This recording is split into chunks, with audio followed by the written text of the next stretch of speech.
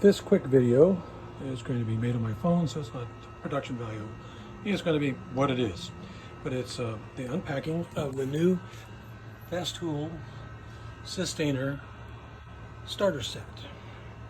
And it includes what it used to be called is Systainer 3, 2, 1, a compartmentalized small parts Systainer, and a new and improved toolbox Systainer. It also comes with a set of slides to build your own Systainer rack, as is pictured in the bottom here. Right there. Sorry for the wiggling. And there's the rack, and that was all for $225 as a promotional starting. So this is what they look like out of the box. It was very simple to unpack. To get it right side up, I opened the bottom, pulled the top off, and there it is. I've rearranged the order for convenience, but let's start with the toolbox. The toolbox is slightly different. The handle doesn't stick up above it anymore, and you lift this handle and lock it into place to give it a carry handle. Okay, and the toolbox is equivalent of a Systainer 2 in size. So we'll unlock it, place it aside.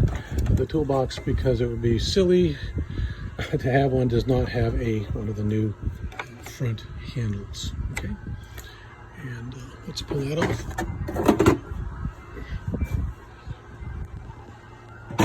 Like I said, this is quick and dirty, low production value. The next item is the small parts bin, and it is chock full of the little bins that came included in the price. So I look forward to having this additional on-site capacity for various screws, nuts, bolts, fasteners of all kinds. I like to keep things like picture hangers and stuff like this in one of these for move-in that we're doing in our new home.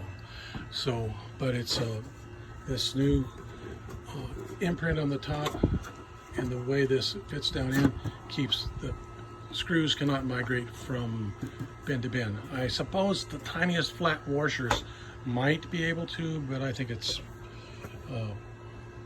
just fine. Now it has a problem I see right away, and that's when you're stacking them, the T from the one below interferes with the handle locking into place, but that's just that. So there it's locked now, and of course it works the same way that all the others do. You can see in the one below, but it doesn't allow this handle to return to zero. So let's set that aside, and we'll show you what the other guys look like. So the new Systainer 1, 2, and 3 look pretty much the same, except for one difference, which I don't know if this is a manufacturing error or this is the way it is. I'll have to look at a catalog.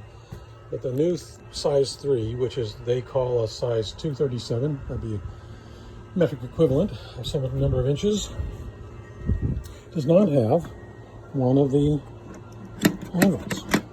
And this one has one,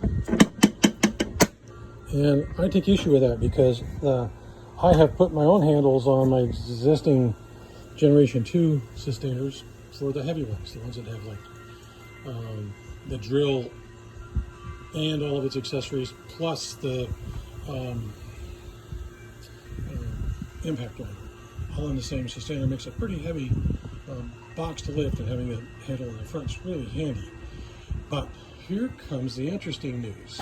So first of all, I'll show you the inside of one of these. It's a little cleaner than the others, but if you look right down in that hole, which is, bad light, sorry. Let me see if I can get a better picture here. Inside of this little